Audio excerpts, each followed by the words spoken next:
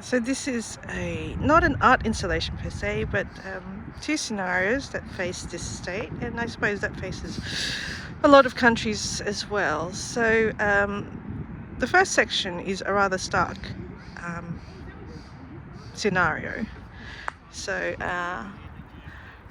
this is what they have. So 2083, California ran out of clean drinking water.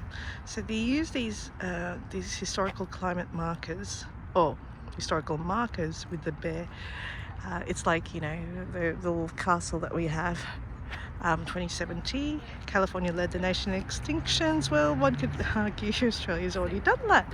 We've all exceeded the Paris Agreement of 1.5 Celsius increase. 2060, miles of highway 1 washed away due to sea level rise. I think that would be earlier than 2060. 2055, salmon declared extinct in California. I think earlier than that. 2050, I think a lot of fish would be gone. 2052, asthma rates skyrocketed during a 9-month wildfire season. Well, where shall I begin with that one? The land of bushfires. 2051, Zephyr fire broke records and destroyed 3 million acres around Lake Tahoe. 2050, last surviving Southern California mountain lion killed by vehicle strike. 2042, heat wave leads to month-long statewide blackout. We're currently experiencing a heat wave in Sydney, so I'd say earlier than that. 2038, Wes Carl, lack of fog killed Muir Woods redwoods. We see that with the Barrington Tops National Park. It used to be rather... Bear right onto the path, then continue straight on for 600 metres. Thank you, Siri. 2036, last remaining North Coast kelp forest disappeared. I'm sure there's kelp forests around. 2031, megastorm devastated coastal communities with record flooding. 2029, so 5 years from now, world's oldest sequoia lost in canyon fire. Look, we did try to prevent ours with our last bushfires, so hopefully that won't be so stark. So this is the other scenario.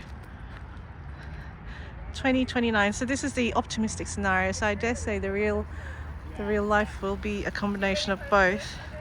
World's oldest sequoia celebrates 25th 100th birthday. 2031, restored wetlands, recovered species and protected coastal communities from flooding.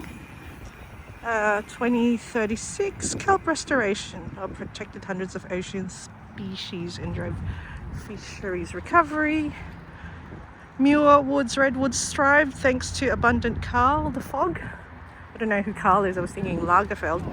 2042, urban greening and tree cover lowers temperatures in all major California cities.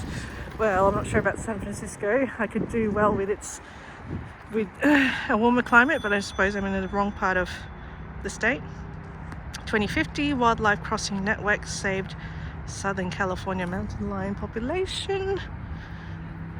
2051, restored Lake Tahoe forest curbed mega fires as prescribed, burns paid off. Okay, we shall see about that.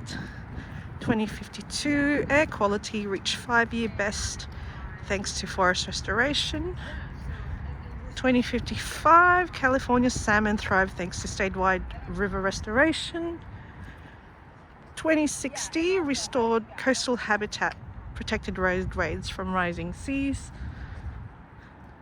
2070, biodiversity protections helped native species rebound. And finally, 2083, statewide push to replenish groundwater basins, protected communities during drought. So it's like choose your own scenario, really. If you want to mitigate climate change or not. But we shall see over the next decade or so what kind of planet we'll leave future generations to live in.